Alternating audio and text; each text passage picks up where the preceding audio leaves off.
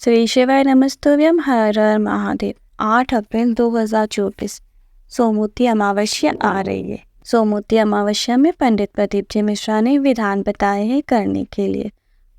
उनकी पुरानी कथाओं से सुनकर बहुत अच्छे से समझाने का प्रयास करूंगी। सोमवती अमावस्या पर 5 विधान बताए हैं, 5 उपाय बताए हैं।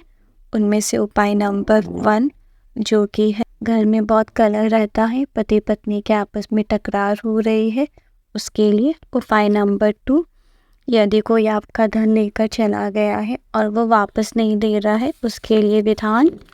उपाय नंबर 3 जिन बच्चों का लड़का लड़की का विवाह संबंध पक्का नहीं हो रहा है, उनके लिए।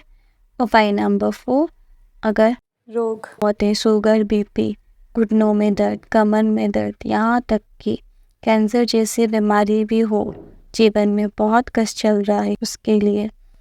उपाय नंबर 5 जो है बच्चों के लिए, पढ़ाई के लिए। अगर कोई बच्चा पढ़ाई में कमज़ोर है या कोई एग्ज़ाम में बैठ रहा है और निकल ही नहीं पा रहा है, कोई इंटरव्यू में नहीं निकल पा रहा है, उसके लिए। विधान को विस्तार से जानने के पहले आप सबसे निवेदन, चैनल में नए हैं तो चैनल को लाइक, शेयर और सब्सक्राइब करें और कमेंट में हर हर महादेव अवश्य लिखें। अब जानते हैं उपायों के बारे में विस्तार में, कैसे करना है और किस चीज़ के लिए करना है। उपाय नंबर 1 जिस पति पत्नी में आपस में टकरार चलती हो, यहाँ तक कि बात अदालत तक पहुँच गई हो, जिस घर में शांति नहीं रह रही हो, आपस में कलह मचा हो, ऐसा हो गया हो, मन में तनाव बढ़ गया है, ये संबंध टूट जाएगा।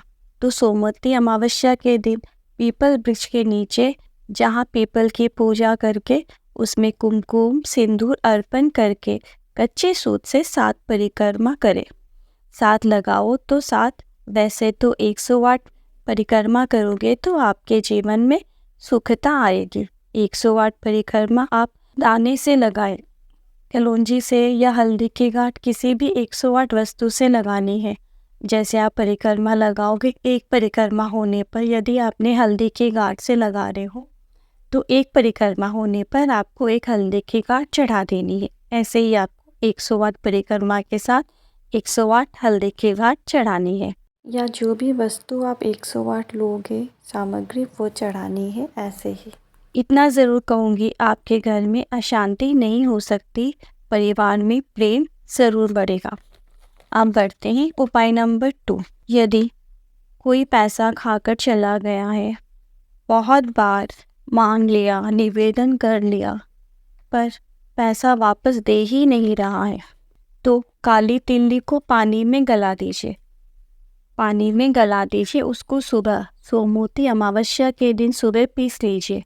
पीस कर एक कटोरी में उसमें पीला चंदन मिला ले। जो आपने काली तिल्ली पीसी है उसको किसी कटोरी में डाल दीजिए और उस पर फिर थोड़ा सा पीला चंदन मिलाकर उपटन तैयार कर ले। पर हाँ, ध्यान रहे, जो आप काली तिल्ली पीसोगे वो आपको किसी भी इलेक्ट्रॉनिक के वस्तु में नहीं पीसना है, यानी कि मिक्सी ग्राइंडर में नहीं, आपको वो हाथ से करना है। जैसे कि आप बेलन से कर सकते हैं या किसी भी वस्तु से, पर इलेक्ट्रॉनिक वस्तु का यूज़ नहीं करना है। जो आपने काली तिल्ली पीसी है उसमें जो आपने पीला चंदन मिलाया है, अभी उपटन तैयार हो गया है। और अब आपको 1 लोटा जल और 1 लोटा कच्चा दूध, जी हाँ, आपको इसके लिए 2 कलश चाहिए, जिसमें एक में आपको कच्चा दूध लेना है और एक में आपको जल भरना है। और 5 या 7 बेलपत्तर, आप इसमें 5 बेलपत्तर भी ले सकते हैं या 7 यानी कि 7 बेलपत्तर भी ले सकते हैं। अब आपको शिवालय जाना है, शिव मंदिर जाना है। सबसे पहले आपने जो उपटन बनाया है काली तिल्ली और पीले चंदन का, वो आपको शिवलिंग पर लेपन करना है। केवल शिवलिंग पर ही नहीं, संपूर्ण जलाधारी पर आपको उसका लेपन करना है, यानी कि गणेश जी, कार्तिकेय, सुख सुंदरी माता पार्वती और शिवलिंग पर, संपूर्ण पर आपको उसका लेपन करना है। इसके बाद आप जो 5 या 7 बेलपत्तर लेकर गए हो, वो आपको कामना करके, आपका जो धन पैसा चला गया है उसकी कामना करके आपको शिवलिंग पर चढ़ा देनी है। चढ़ाने के बाद जो अब आप 1 लोटा जल और 1 लोटा कच्चा दूध लेकर गए हो, वो आपको शिवलिंग पर समर्पित करना है। आपको एक साथ दोनों चढ़ानी है। एक कलश में जल रहेगा और एक कलश में दूध। दूध और जल को मिलाना नहीं है, दोनों को अलग अलग ही चढ़ाना है, पर एक साथ। एक हाथ में आप जल ले लो और एक हाथ में दूध, दोनों को एक साथ धार की तरह चढ़ाए। जैसे हम अभिषेक करते हैं वैसे ही आपको चढ़ाना है। इसके बाद आपको बाबा से विनती करनी है कि जिस व्यक्ति ने हमारा धन खाया है, पैसा रख लिया है, कोई लेकर चला गया है या कोई काम हो गया हो, वो धन नहीं आ रहा है, धन नहीं मिल रहा है, तो बाबा से विनती करें। मुझे पूरी उम्मीद है सोमवती अमावस्या इस बार जो कर रहे हो, अगली सोमवती अमावस्या जब आएगी, आप इतने प्रसन्न चिन्ह में आप वापस ही पूजन करेंगे और पूरे परिवार के साथ करेंगे। जब आपका धन आ जाएगा, वैभव आ जाएगा। आप लिख के रखना और ये वीडियो भी ज़रूर सेव कर लेना, ताकि जब अगली सोमवती अमावस्या आए तो आप ये विधान फिर से कर सकते हैं। बढ़ते हैं उपाय नंबर 3 की तरफ।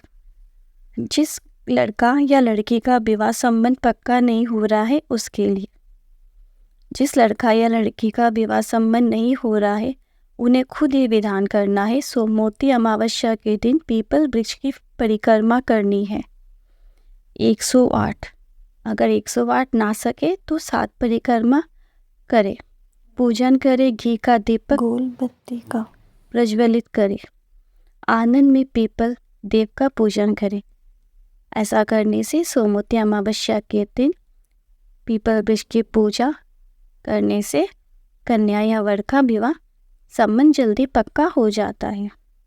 अब बढ़ते हैं उपाय नंबर 4। जिस व्यक्ति को रोग बहुत हो गया है, शुगर हो, बीपी हो या घुटने में दर्द हो या कमर में दर्द हो, बहुत कष्ट का जीवन निकल रहा है, यहाँ तक कि अगर कैंसर जैसी बीमारी भी आपको है, तो ये सोमवती अमावस्या को आप छोड़ना मत। आपको एक कलश जल लेना है और उसमें थोड़ा पीला चंदन मिला लेना है और उसमें फिर थोड़ी सी काली मिर्च पीस लेनी है, यानी कि काली मिर्च का पाउडर आपको डालना है, पीसी हुई काली मिर्च डालनी है और 7 बेलपत्र डालना है और 7 वृक्ष के पत्ते, किसी भी वृक्ष के पत्ते आप 7 ले सकते हो और उसमें डाल दीजिए। आपको एक कलश जल लेना है, उसमें थोड़ा सा पीला चंदन, थोड़ी सी पिसी हुई काली मिर्च, 7 बेलपत्र और 7 किसी भी वृक्ष के पत्ते डाल लेना है। ये सब कुछ आपको कलश में जो जल डाले हो उसी में डालना है। अब इस कलश को आपको पूरे घर में घुमाना है और फिर जो व्यक्ति बीमार है उसका स्पर्श करवाना है कलश पर। फिर अब वो जल ले जाकर आपको शिवलिंग पर चढ़ा देना है। उसमें से थोड़ा सा जल बचा लें। आप जो सामग्री कलश के अंदर डाले हो वो तो पूरी चढ़ा देनी है, लेकिन जो जल रहेगा उसको थोड़ा सा बचा लेना है। जो थोड़ा सा जल बचाओगे, अब उस जल को आपको शंकर मंदिर की चौखट पर, या तो आप राइट साइड कर सकते हो या लेफ्ट साइड, कहीं पर भी आप चढ़ा सकते हो। दहलीज पर, शंकर मंदिर के दहली पर दाएं साइड या बाएं साइड आपको चढ़ा देना है जो लोटे में बचा हुआ जल है। चढ़ाने के बाद जो आपने जल चढ़ाया है दहलीज पर, वो जल को आपको झेलना है, यानी कि थोड़ा सा आपको वो जल लेकर अपने घर पर आना है, या तो आप किसी चम्मच से उठा ले और घर पर लेकर आए। और जो व्यक्ति बीमार है उसके ऊपर आपको 3 बार छिटा देना है, 3 बार छिटकना है।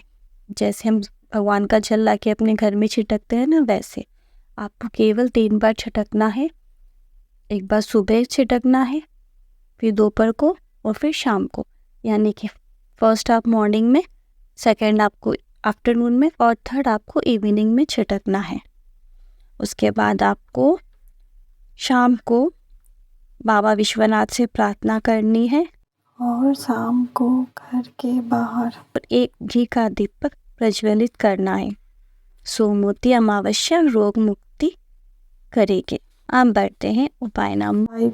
जो बच्चे पढ़ने में कमज़ोर है या विद्या अध्ययन में कमज़ोर है या किसी एग्ज़ाम में बैठ रहे हैं, गवर्नमेंट की एग्ज़ाम में बैठ रहे हैं, या बच्चे उस एग्ज़ाम में पास नहीं हो रहे हैं, निकल नहीं पा रहे हैं, या कोई नौकरी टीचिंग के लिए अप्लाई कर रहे हैं या कुछ भी एग्ज़ाम्स के लिए वो अप्लाई कर रहे हैं, गवर्नमेंट एग्ज़ाम के लिए या किसी भी परीक्षा के लिए, स्कूलिंग, कॉलेज या फर्दर स्टडीज़ के लिए, तो ये विधान उनको सोमवती अमावस्या के दिन आपको 2 स्वस्तिक बनाने हैं कुमकुम के।